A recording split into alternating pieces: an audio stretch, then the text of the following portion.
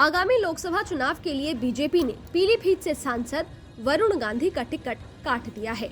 अपनी 5वीं लिस्ट में पार्टी ने इस बार वरुण गांधी की जगह उत्तर प्रदेश सरकार में मंत्री जितिन प्रसाद को उम्मीदवार बनाया है। राजनीति के जानकार वरुण गांधी के बीजेपी से टिकट कटने की कई वजह बताते हैं।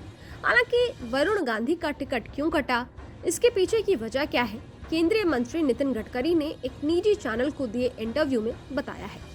दरअसल बीजेपी की 5वीं लिस्ट में मेनका गांधी और वरुण गांधी की टिकट का सस्पेंस खुला, जिसमें मेनका गांधी को तो बीजेपी ने सुल्तानपुर से टिकट दे दिया, लेकिन बेटे वरुण गांधी को बीजेपी ने बेटिकट कर दिया।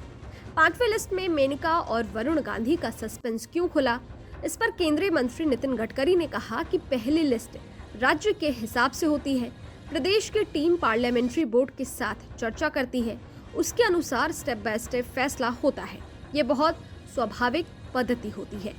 आपको बता दें कि पीलीभीत सीट पर 90 के दशक से ही मेनका गांधी का दबदबा रहा है। मेनका गांधी 1989 में जनता दल के टिकट पर इसी सीट से पहली बार संसद पहुंची थी। 1991 में इस सीट से बीजेपी को जीत मिली थी, लेकिन 1996 में फिर मेनका गांधी को जनता दल के टिकट पर जीत मिली। इसके बाद 98 और 99 के चुनाव में मेनका निर्दलीय मैदान में उतरी और इस सीट से सांसद चुनी गई।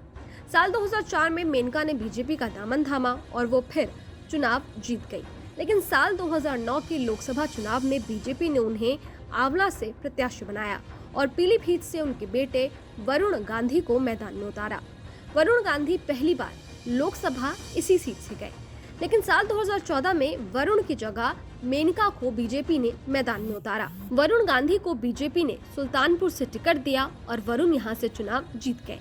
मेनका भी पीलीभीत से फिर जीत गईं। साल 2019 के चुनाव में मेनका को सुल्तानपुर और वरुण को पीलीभीत से टिकट दिया गया। दोनों फिर चुनाव जीत गए, लेकिन इस बार बीजेपी ने मेनका को तो सुल्तानपुर से रिपीट कर दिया, लेकिन वरुण को टिकट नहीं दिया। अब आपको बताते हैं कि कैसे बीजेपी में वरुण गांधी का कद छोटा होता गया।